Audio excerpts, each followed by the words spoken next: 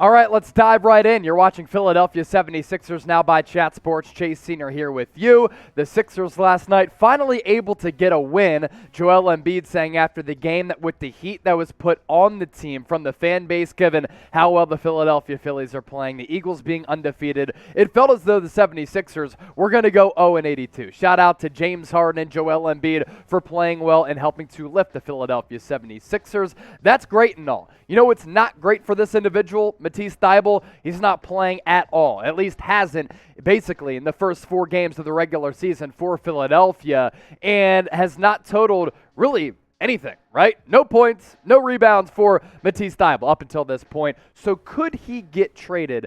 Because he could be a very viable trade asset for other teams in the league that want a premier all-defensive team player who is one of the best wing defenders in the National Basketball Association. Now, Doc Rivers did say about Matisse Thybulle, he's been grinding. It's only a matter of time. He's not playing right now because the players in front of him in the rotation have done a really good job. But this is surprising. If I would have told you going into this year that Matisse Thybulle was not going to total any points and not play more than 4 minutes in any of this first few games for the Philadelphia 76ers, a lot of you would have been very surprised. Now, Thybulle did not make it into Doc's rotation and hasn't up to this point, and there's a lot of questions as to why.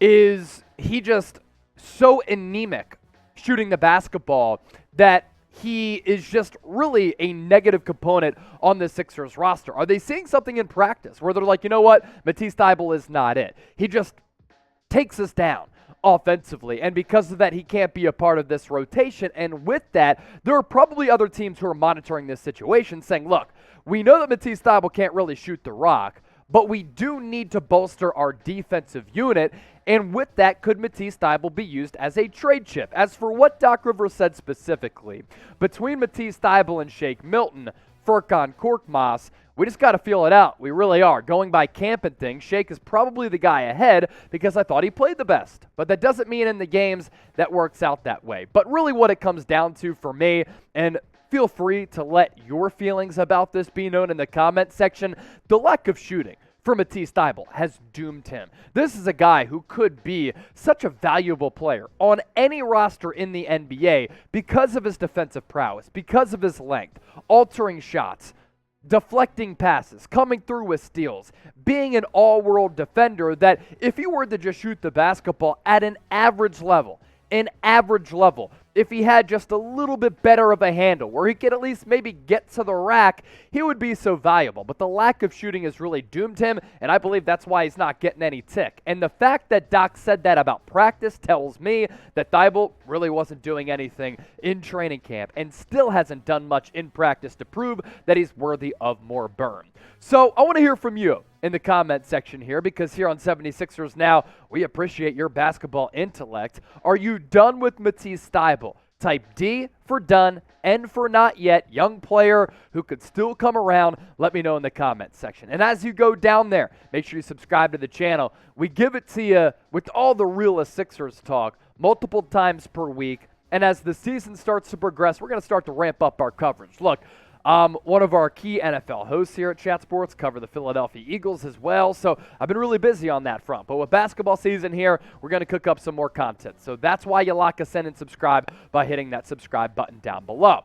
As for the Sixers trade idea, that includes Matisse Thybulle. And certainly these rumors are going to continue to run rampant if Thybulle doesn't get more playing time. Bleacher Report gave one trade that each team should already be plotting this season. And for Philadelphia, it's somewhat interesting because it could help them out a lot in the front court. Here's that trade idea from Bleacher Report. Sixers received Mo Bamba, who last year I thought played really well. He had that one game where he dropped more than 30 points against the Sixers and was making it rain from deep. He's not that player because the offensive shot from deep certainly wanes, but the Magic would receive Matisse Thybulle, Furkan Korkmaz, and Jane Springer. Springer I don't really care about. Korkmaz can knock down some threes. Thybulle, you'll miss his defense. But again, if he can't play in the playoffs, then what is his value to this team? And could Mo Bamba have more value? Here's what Bleacher Report said about this trade. In Mo Bamba, Mo, you know the song. come into the city of brotherly love. While players like Montrezl Harrell, Paul Reed, and even PJ Tucker will get turns playing backup center this year,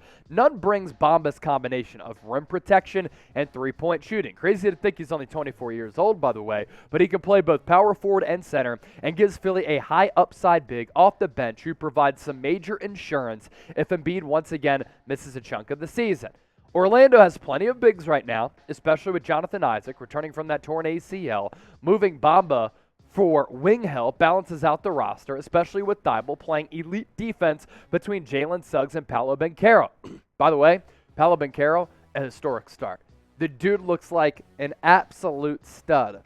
I like Jabari Smith ahead of him, but I'll eat the crow if I'm wrong. I think Smith can be good. Paolo Banchero, he's been awesome. But Bamba would give the Sixers the ability to have the true center on the court at all times instead of playing small with a guy like P.J. Tucker or Montrezl Harrell. Also, the rim protection and the three-point ability allows him to space the floor, play a little bit of four as well, to give Joel Embiid some room down low to operate as compared to that disastrous Al Horford-Joel Embiid experiment where everything kind of got clogged down low and it didn't make sense from the jump. But Bamba last year, I thought he played well. I mean, 38% from three is solid, 48% from the field, and then 10.5 and 8. Like, you'll take that any day. And it took him a while, but coming out of Texas, he had all these high expectations. He wasn't able to reach those expectations, but honestly, last year I thought that he really started to turn a corner and gain that confidence. And also, Mo Bamba is 24 years old. 24 years old, pretty young, still has a lot of good basketball left in front of him. What do you think, Sixers fans? You be the GM. You get to be in the shoes of Daryl Morey here. If you get your votes into the comment section, would you trade for Mo Bamba? T for trade, P for pass. Let me know once more. It's starting to get cold in Philly. It's starting to get cold down here in Dallas, where our national sports network is located. These Philadelphia 76ers hoodies, they're awesome. Chatsports.com/LibertyBell. If you use that link, Fanatics knows that Chatsports sent you, but also you get that deal. Was $70, now on sale for $49. Ring the bell. Also, this kind of applies for a Philadelphia Phillies hoodie as well as they gear up to play in the World Series. Go Phils! All right, to Doc Rivers right now. A lot of people were piling on Doc after that 0-3 start and that listless performance against the San Antonio Spurs, a Spurs team that many are expecting to be one of the worst in the NBA. But with the Sixers off to a 1-3 start, if their struggles continue, could the Sixers pivot to a coach on the bench like the Philadelphia Phillies did, going from Joe Girardi to Rob Thompson? Shout out to Philly Rob. And could the Sixers do the same thing and pivot from Doc Rivers to Sam Cassell? Now, there are pros and cons with Doc Rivers, right? As for the pros, veteran coach with experience. He knows how to manage big egos. Teams always play tough defense. And in the regular season, they win a lot of games. The cons, though, they're more glaring than the pros, in my opinion. Serial playoff choke artist. He fails to make the necessary adjustments in-game and throughout a series. He also hasn't done a great job of maximizing talented rosters. Now, he did a good job back in the day with the Orlando Magic, right? That rebuilding process was very impressive. He won that championship with the Boston Celtics, although that roster was deep and had that star power. But with the Los Angeles Clippers and now with the Philadelphia 76ers, he continues to not answer the bell. And this is a city that's all about ringing that bell. And Doc Rivers hasn't been able to win the big game or the big series enough, especially for what he's paid. Now, I thought it was a good move to bring him in after Brett Brown, right? Because Brett Brown clearly was lacking in areas as well, and under Doc Rivers' tutelage, the Sixers have won a perennial more than 50 games, right?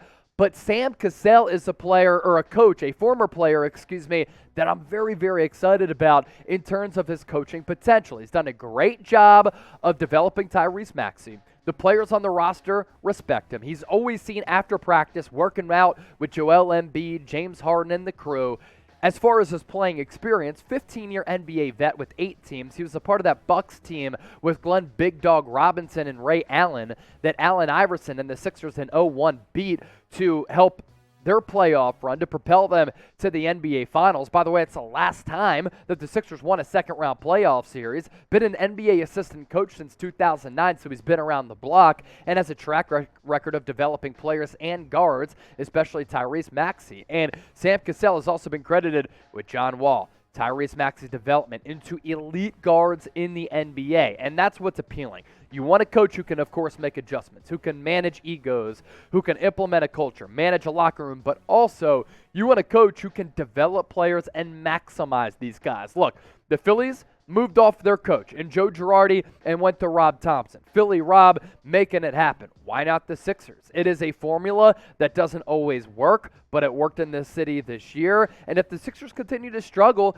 Doc could be the fall guy because we know how these seasons end up. Always with disappointment. Last question for the Philly Bulls. Should the Sixers fire Doc Rivers if those struggles continue? F for fire, K for keep. As always, let us know. Chime in. Join that conversation in the comment section. We want to hear from the Sixers faithful. Subscribe to the channel. And as always, thanks for watching us here on 76ers Now.